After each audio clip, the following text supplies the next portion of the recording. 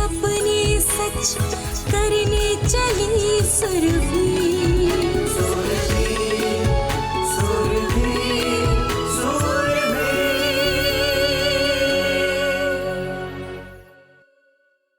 आपको क्या लगता है मैं पुरानी सारी बातें भूल चुकी हूँ? मुझे सब याद है।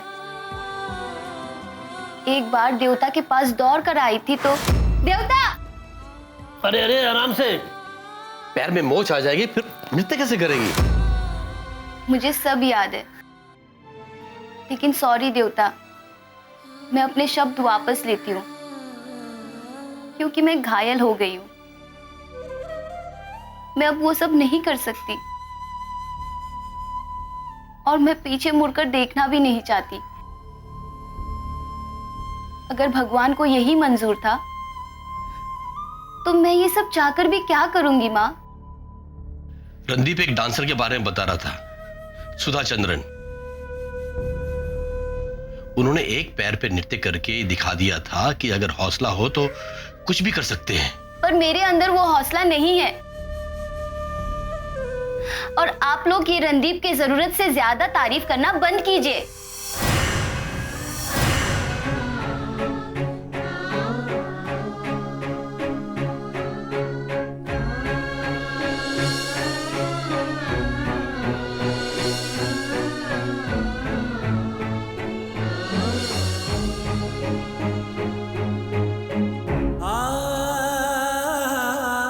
अभी आपको ये बात करने की क्या जरूरत थी? खाना तो खा लेने देते उसे। और वैसे भी कल प्रीतम दा आ ही रहे ना, वही समझाएंगे अपनी शिष्या को। मन नहीं मानता। इतने सालों से मैंने उसके मन में क्षत्रिय नृत्य के लिए जो प्रेम भरा है, उसे इस तरह हिम्मत हारते हुए देखकर उदास हो जाता हूं मैं।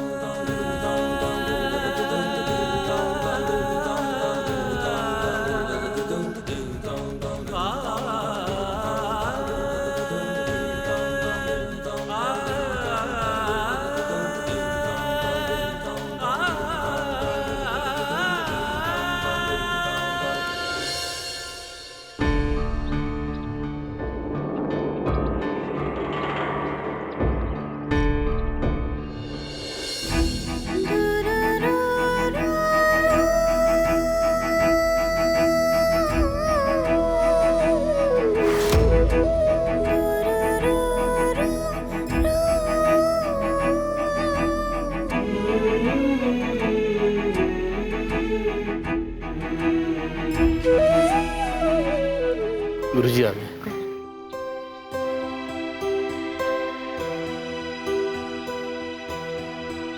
प्रणाम प्रीतम दादा। खुश रहो खुश रहो। प्रणाम दादा। शुभ आशीष बेटे। कैसी है मेरी बिटिया सुरभि? अब क्या बोले दादा, मेरी तो कुछ समझ में नहीं आ रहा। अपनी बेटी का ये हाल देखकर बस रोना आ जाता था।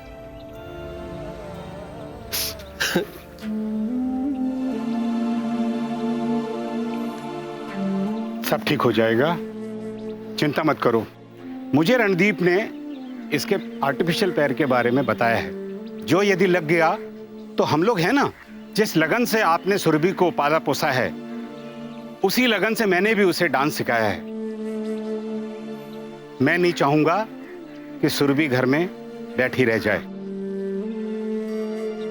दादा, अब आप ही उसे समझा सकते हैं, हम लोग तो कुछ बोल ही नहीं पा रहे हैं। चिंता मत करो, मैं कोशिश करूंगा। मैं जानता हूं कैसे मानेगी वो। आओ देखते हैं कहां है वो। चलिए दादा, अब आपका ही आखिरी सहारा है।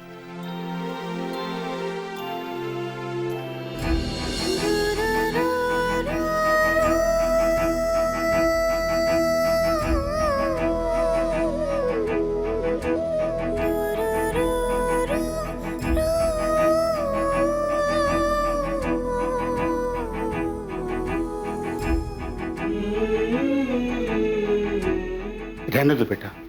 सॉरी बेटा, मैं चाह कर भी तुम्हें हॉस्पिटल देखने नहीं आ पाया। वो तो रणदीप की गाड़ी दिखाई पड़ी तो मैंने बोला मुझे सुरभि से मिला लाओ। तुम्हें मालूम है बेटा, एक शिक्षक के लिए सबसे बड़ी आत्मग्लानि की बात कौन सी होती है कि जब उसका एक विद्यार्थी नालायक निकल जाए और जब उसका एक लायक विद्यार्थी जिस पे टीचर को सबसे ज्यादा गर्व हो वो सफल नहीं हो पाता ना किसी भी कारण से, तो टीचर को लगता है उसकी आत्मा उसको कचोटने लग गई है।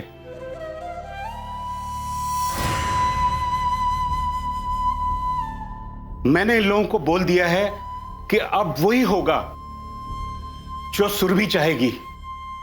एक लड़की जिसने अपना पांव खोया हो वो कैसे डांस के बारे में सोच सकती है? मेरी आत्मा मुझे कचोटने लगती है। मैं तुम्हें कभी नहीं कहूंगा डांस करने के लिए, कभी नहीं बोलूंगा, और अब तुम कर भी नहीं पाओगी। क्षत्रिय नृत्य करना कोई मजाक है क्या?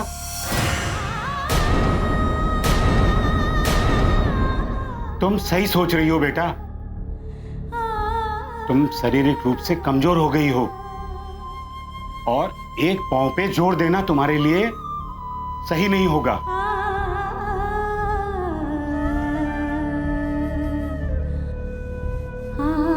नृत्य इतना जरूरी नहीं है जितना कि परिस्थितियों का सामना करना। कृष्णाष्टमी के दिन मैं किसी और को तैयार कर लूंगा।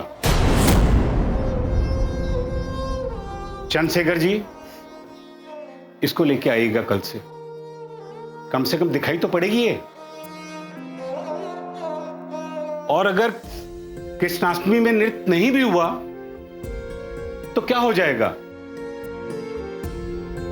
एक साल कृष्णाष्टमी में नृत्य नहीं हुआ तो कौन सा पहाड़ टूट जाएगा? तुम्हें मैं कभी दबाव नहीं डालूंगा। एक पांव पे भार देना ना बाबा ना, मैं तुम्हें कभी भी डांस करने के लिए नहीं बोलूंगा। लेकिन गुरुजी। लेकिन वेकिन कुछ नहीं, जो होना होगा वही होगा। डांस तो कृष्णाष्टमी में होना ही चाहिए ना गुरुजी। कोई सीख पाएगा तब ना। अगर कोई नहीं सीख पाएगा तो मैं करूंगी।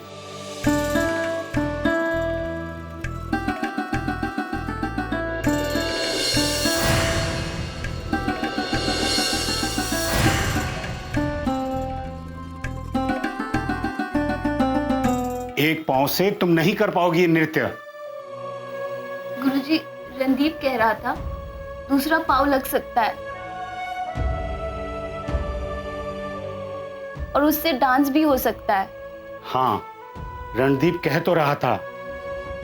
क्या तुम लगवाओगी ना पांव?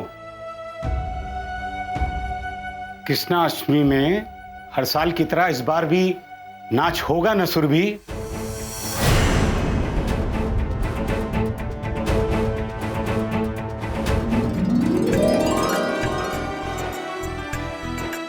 मैंने कहा था ना आप सब लोगों को, मेरी सुरभि मुझे कभी निराश नहीं करेगी। वो वही करेगी जो हम सब चाहेंगे। हाँ, करोगी ना सुरभि? तुम्हारे बिना हम सब अधूरे हैं बेटा। शस्त्र नृत्य सीखने वाला रणदीप भी यही चाहता है, हम सब भी यही चाहते हैं।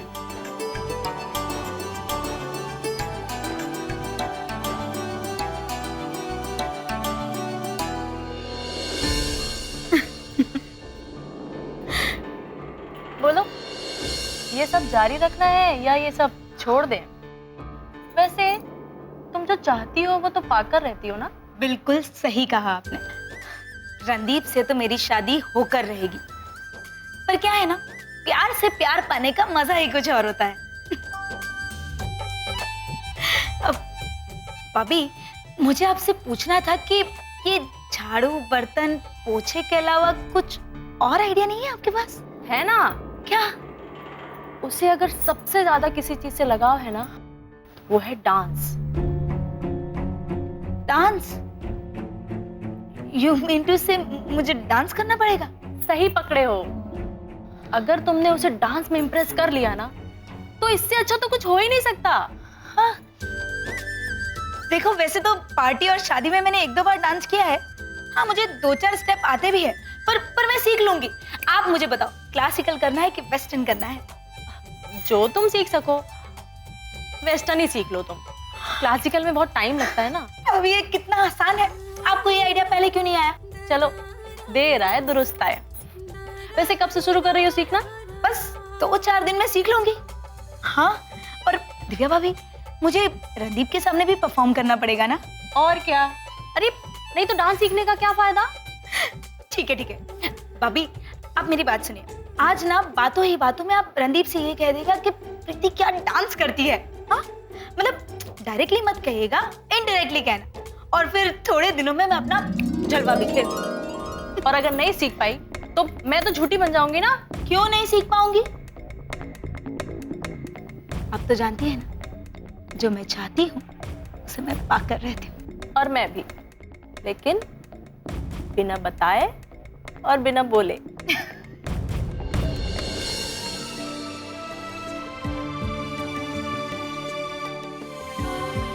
डांस तो कृष्णाष्टमी में होना ही चाहिए ना गुरुजी। कोई सीख पाएगा तब ना। अगर कोई नहीं सीख पाएगा तो मैं करूंगी।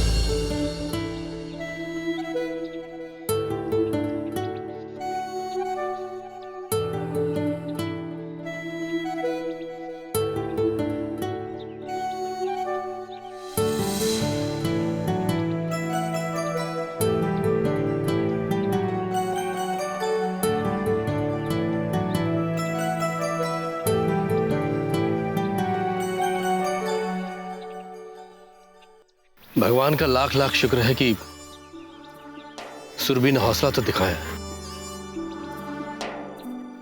बस अब मैं यही चाहता हूं कि मेरी बेटी बिना बैसाखी के चल फिर सके, बस। तुम्हारा लाख लाख शुक्र है बेटा। बिना तुम्हारी पहल के शायद ही ये सब हो पाता। जब हम लोगों ने सारी उम्मीदें छोड़ दी थी, तब तुमने सही वक्त पर आकर जो हौसला दिया, मदद की, उसके लिए हम तुम्हारे हमेशा कर्जदार रहेंगे बेटा। ऐसी बात करके आप मुझे पराया बना रही हैं आंटी। मेरे मन के ऊपर खुद बहुत बड़ा भार था, जो आज थोड़ा कम हो गया। सुरभि की ऐसी हालत करने वाली प्रिया, भले ही उसको मैंने जेल भिजवा दिया हो, लेकिन मुझे इस बात का हमेशा अफसोस रहता है कि वो मेरी दोस्त थी। पुरानी बातों को याद करके कोई फायदा नहीं। जो होना होता है वो होके रहता है। अफसोस इसी बात का है कि सुरभि पर आने वाली बला टलकर मुझ पर आ जाती तो कितना अच्छा होता। इसके आगे तो अभी पूरी जिंदगी पड़ी। वैसे सुरभि को समझाने के लिए गुरुजी को लाने का तुम्हारा फैसला एकदम सटीक निकला। किसी और की बात शायद वो सुनती भी नहीं, पर पहले तो गुरुजी की बातों को सुनकर मैं घबरा गई कि ये क्या बोले जा रहे हैं, पर बाद में समझ आया कि गुरु तो गुरु ही होते हैं। गुरुजी भी कमाल के इंसान है। मतलब मुझे पता था कि वही ये जादू कर सकते हैं। हमारे लिए तो असली जादूगर तुम हो बेटा, जिसने हिम्मत नहीं खोई और आज हमारे अंदर ये विश्वास जगा दिया कि हमारी बेटी भी आम लड़कियों की तरह चल फिर सकती है। जिस डांस को देखकर मैंने अपने जीवन का रुख मोड़ लिया, उसको मैं ऐसे कैसे जाने देता।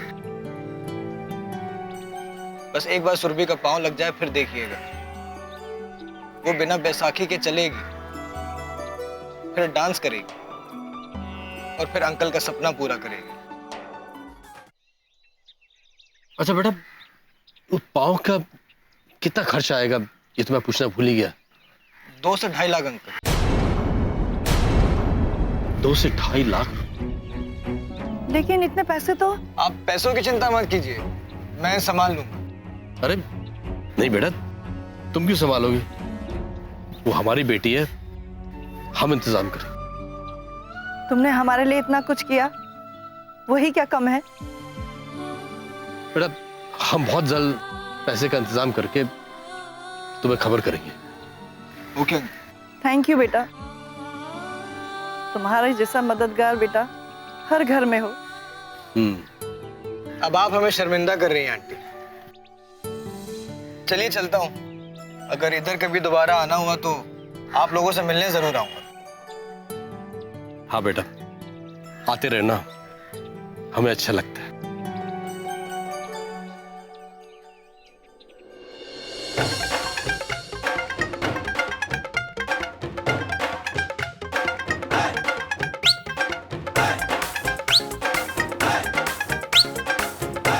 मधु, मधु, ये तेज म्यूजिक की आवाज प्रीति के कमरे से क्यों आ रही है? पता नहीं, सुबह से क्या जुनून सवार हो गया इसके ऊपर। बोल रही है 10 दिन में डांस परफेक्ट करना है।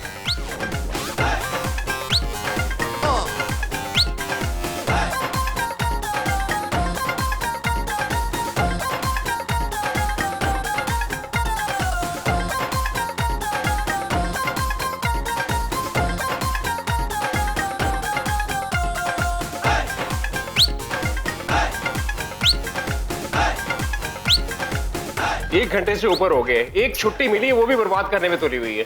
देखो ना उसको। आप रुको, मैं देखती हूँ, तबीयत भी खराब हो जाएगी इसकी तो।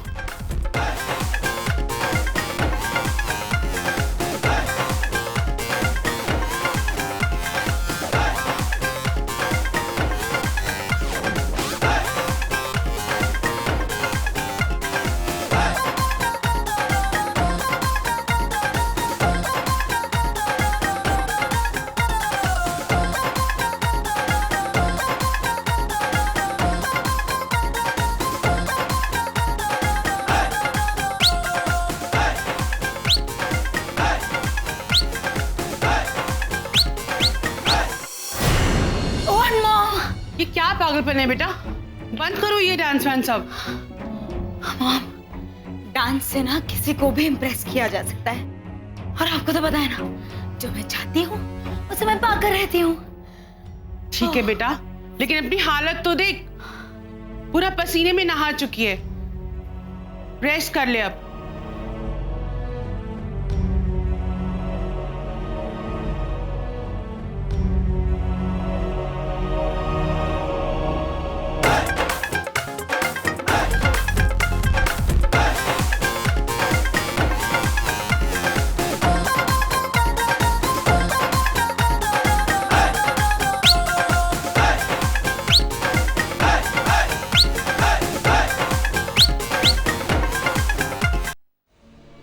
ये सब कुछ ना आपकी वजह से हो रहा है, बता रही हूँ मैं आपको।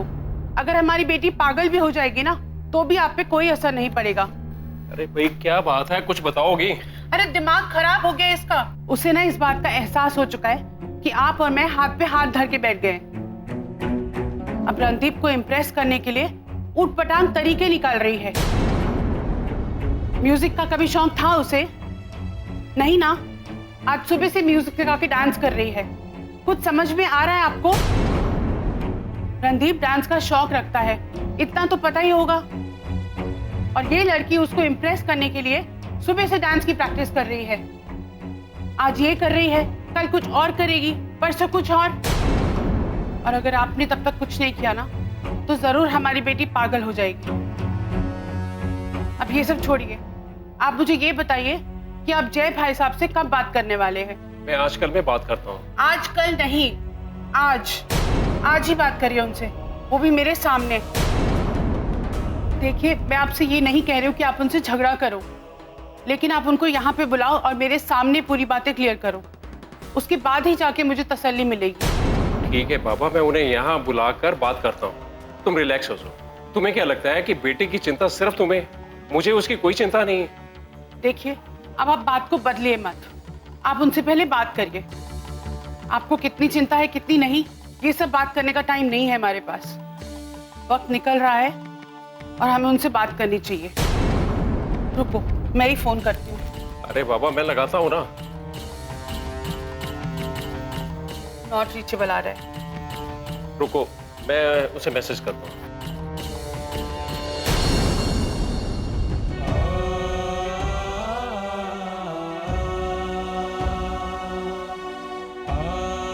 देवता, ये कंपटीशन तो मैं हर हाल में जीत कर ही रहूंगी।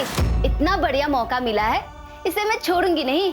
और आप देखिएगा, हमारे क्षत्रिय नृत्य को अब बहुत जल्द पूरी दुनिया जानेगी और आपका सपना भी पूरा हो जाएगा और गुरुजी भी खुश, है ना? अच्छा बेटा, पाँव का कितना खर्च आएगा ये तो मैं पूछना भूल ही गया। 2 से 2.5 लाख अंकल। 2 से 2.5 लाख रुपए? लेकिन इतने पैसे तो। आप पैसों की चिंता मत कीजिए, मैं संभाल लूं। बेटा तुम क्यों देखोगे, वो हमारी बेटी है, हम इंतजाम करें।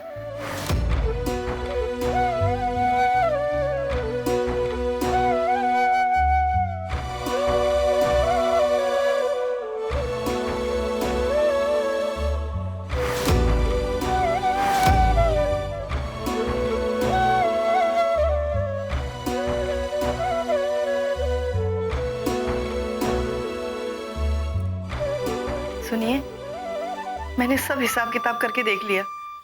घर में तो इतने पैसे हैं नहीं, समझ में नहीं आ रहा है कि इतने पैसों का इंतजाम कहाँ से होगा।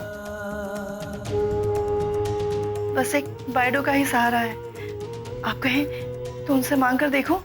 नहीं, बिल्कुल नहीं, मैं करूंगा इंतजाम, तुम चिंता मत करो। लेकिन आप कहाँ से करेंगे? 1 कप चाय लेके आओ अलका। जी।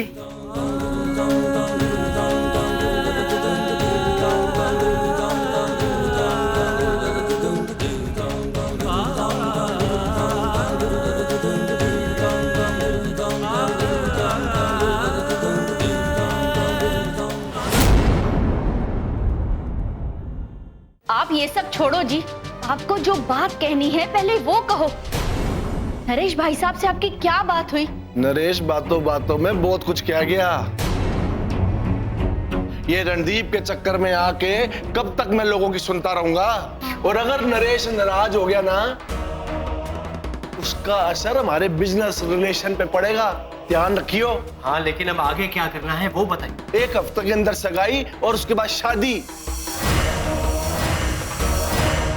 वो हवा के परों पर खुशबू की उड़ान सी, अपनों के दामन में खुशियां भरने चली।